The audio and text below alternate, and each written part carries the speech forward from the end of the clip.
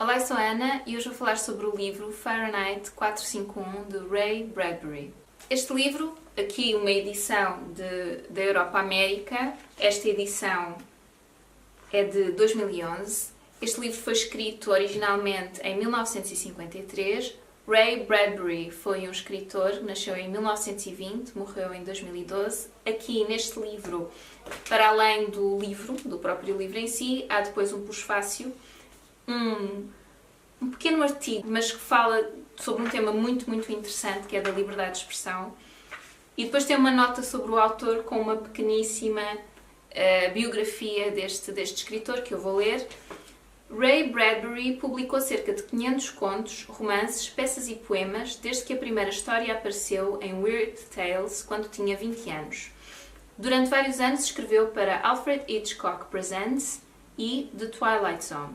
E em 1953 fez o argumento para Moby Dick, de John Huston. Produziu 2 das suas peças, escreveu 2 musicais, 2 cantatas da era espacial com Lalo Schifrin e Jerry Goldsmith e colaborou num filme de animação, Icarus Montgolfier Wright, que foi nomeado para um prémio da Academia em 1962. O Sr. Bradbury foi consultor do pavilhão dos Estados Unidos na Exposição Mundial em Nova York em 1963, ajudou a projetar um percurso para o Disney World e faz trabalho de consultoria no Departamento de Engenharia e Trânsito Rápido da cidade. Quando uma das equipas de astronautas de Apollo pousou na Lua, deram o nome Cratera Dente de Leão em honra do romance de Bradbury, Dandelion Wine. O seu romance Something Wicked This Way Comes foi adaptado ao cinema numa magnífica produção e o seu próprio espetáculo na televisão por cabo, chamado Ray Bradbury Theatre, recebeu 19 nomeações e ganhou 7. Portanto, este senhor mexeu-se imenso, fez imensa coisa. Pronto, acho que deu para perceber. Metade destas coisas eu não conhecia, mas pronto, o Alfred Hitchcock, o Twilight Zone, são coisas que eu já tinha ouvido falar. Este livro, aliás, foi então escrito em 1953, foi feito um filme em 1966 pelo François Truffaut, baseado neste livro, e eu tenho ali para ver, depois se calhar faço uma review sobre o filme também. A primeira vez que eu ouvi falar deste livro foi numa peça de teatro que o Teatro do Vestido trouxe cá a Viseu, já há uns anos, há uns 2, 3 anos, não tenho bem a certeza, em que cada um dos atores era um leitor, e então tinha um livro em si, ou representava um livro. E isto tem uma ligação direta com este livro aqui. Neste mundo do Fahrenheit 451, este Fahrenheit 451, portanto isto são, o papel arde a 451 graus Fahrenheit, pronto, daí este título. A personagem principal deste livro é o Montag, que é um bombeiro. Os bombeiros nesta era não apagam fogos, eles ateiam fogos. Eles queimam livros, portanto os livros são proibidos. Há uma lista de livros proibidos e são todos, basicamente. Nesta sociedade o livro é considerado como um inimigo, algo que nos faz sentir angústia, que nos faz sentir tristeza ou alegria extrema, ou faz questionar, faz pensar. Portanto, nesta sociedade o importante é não pensar, ou pensar o mínimo possível. Então, para entretenimento existem várias coisas e uma delas é as paredes da sala é como se fosse uma televisão gigante a 360 graus ou consoante o dinheiro que tu tiveres, podes ter só uma parede, 2, 3 ou as 4 a toda a volta. E o entretenimento é vazio. É quase como se fosse um Big Brother. Há uma cena neste livro em que o Montag está a falar com a Mildred, que é a mulher dele. Ela está completamente rendida a este estilo de vida, pronto, sempre viveu assim, ou quase sempre. E ele pergunta-lhe, então, mas o que é que eles estão a dizer? E ela não sabe dizer. Sabe que estão aos gritos uns com os outros, que alguém está chateado com alguém, mas não sabe bem porquê. Mas o facto de estar sempre imersa nesse mundo, sempre distraída, é para ela o suficiente. Sempre anestesiada, é para ela o suficiente. Nesta sociedade dita feliz, os casos de suicídio são enormes. E há uma cena muito no início da Mildred em que ela se tenta suicidar, mas não se lembra que se tentou suicidar. É um sofrimento que é tão profundo que é empurrado quase para... Mas foi assim que eu vi, é empurrado tão profundo, mas tu simulas que estás feliz, não é? Mostras que estás feliz, mas não estás. E essa revolta que se cria cá dentro acaba por ter que sair para fora de alguma maneira. Mas ela depois sobrevive e volta a fingir que está tudo bem. O Montag é um bombeiro, pronto. E então o trabalho dele é atear os fogos. E ele não questiona nada do que faz, até que encontra uma rapariga, a Clarice McClellan, que é uma rapariga de 17 anos, vizinha deles. O Montag está nos 30 e poucos, e ela é muito estranha.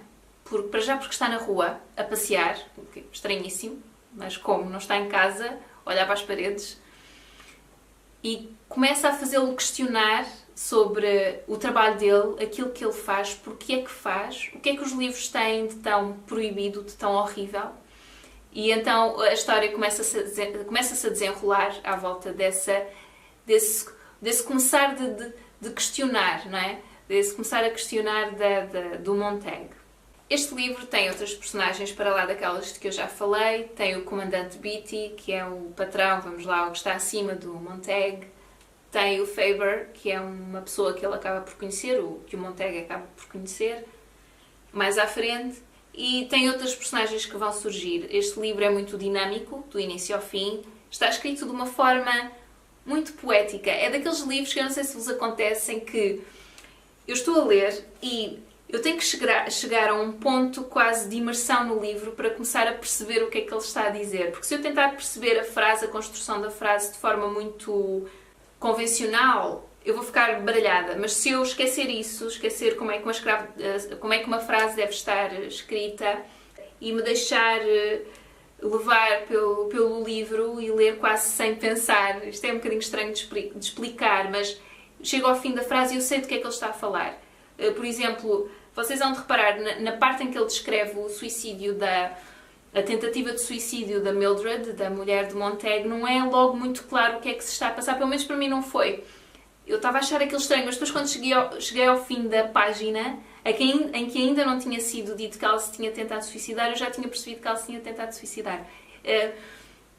Porque se tu te deixares imergir nas frases, nas palavras, a imagem começa-se a formar na tua cabeça. Eu não sei explicar isto muito bem. Eu suponho que isto seja uma forma de se escrever mais poética. Então eu gostei muito de ler um livro, mais uma vez, apesar de ter esta parte assim menos convencional, é um livro que eu acho que se lê muito bem. No fim do livro há um pós-fácio que eu percebi, pelo que ele diz no fim do pós-fácio, que terá sido escrito em 1985, em que ele diz, fala um bocadinho sobre a viagem desta história, o facto de se ter feito o filme, o facto de se ter feito uma peça de teatro baseada no livro, enfim. E depois tem um texto, mesmo no fim, que se chama Coda.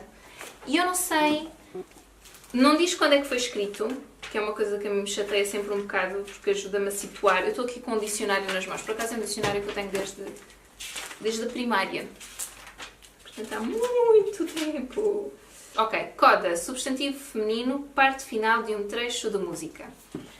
Lá está ele aqui com a poesia e nós continuamos sem saber quando é que isto foi escrito.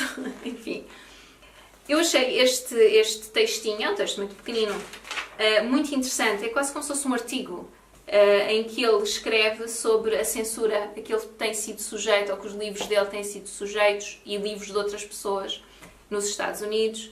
Eu não sei se disse que ele é americano. E então fala desse tipo de censura, cortar partes, uma peça de teatro que ele queria levar a uma universidade, não deixaram que fosse porque não tinha papel nenhum para mulheres, não tinha nenhum papel feminino, então não, nem pensar, porque depois aquele grupo vai ficar muito chateado, enfim. E nós sabemos que isso tem acontecido um pouco, não é? Esta história de tu tens que incluir todos os géneros, todas as raças, todas as etnias em peças que, no meu entender, são peças artísticas, que o artista é que sabe se faz sentido ter ou não. Portanto, um artista, de uma maneira geral, não faz uma coisa para agradar grupos. Ele faz aquilo que sente, aquilo que para ele faz sentido. Ele quer contar uma história e para ele faz sentido que sejam só homens, que sejam só mulheres, que sejam só negros, que sejam só brancos. Estão a entender? Não tem que incluir na sua história cada grupo étnico, cada grupo de género, enfim, para agradar a toda a gente, porque depois deixa de ser uma obra artística, começa a ser outra coisa qualquer, que eu nem sei muito bem o que é. E ele diz aqui uma coisa, já um bocado chateado, portanto ele escreve este texto chateado, em que diz: se os mormons não gostam das minhas peças, que escrevam as deles. Se os irlandeses detestam as minhas histórias sobre Dublin, que aluguem máquinas de escrever. Se não sei o quê, pronto, e continua por aqui afora. E eu concordo com ele. Eu acho que se um grupo de mulheres, neste caso desta universidade, fica muito, muito ofendida que não exista uma peça de teatro com mais mulheres, então escrevam uma. Que falem sobre aquilo que as preocupa, aquilo que as... Eu sou mulher, eu percebo esses pontos de vista. Eu não acho é que um artista tenha que ser refém daquilo que todos os outros esperam dele. Porque depois deixa de ser um artista, não é? Toda a gente sabe que os melhores artistas deste mundo são aqueles que quebram as barreiras, que fazem coisas diferentes, inesperadas. E, sobretudo, que dão o seu ponto de vista pessoal. Porque depois são sempre únicos, não é? Todos nós, à nossa maneira, somos sempre únicos. Temos o nosso ponto de vista único. Enfim, um artista o que faz é que expõe, muitas vezes, o seu ponto de vista. Pronto. De formas diferentes. Numa peça de teatro, num quadro, numa escultura, num livro, enfim, no que seja. Enfim, pronto. Mas eu achei muita piada a esse texto porque é muito atual. Apesar de que, lá está, eu não sei quando é que este foi escrito. Recomendo a leitura deste livro. Este tipo de livros sobre realidades distópicas são sempre muito apelativos, eu acho. Eu acho que nós vivemos um pouco fascinados com... E se fôssemos sujeitos a isto? E se, não é, se chegássemos a esse determinado extremo? Eu acho que em alguns países... Eu acho não. Eu sei que em alguns países isto acontece, não é? Nós aqui vivemos mais sossegados.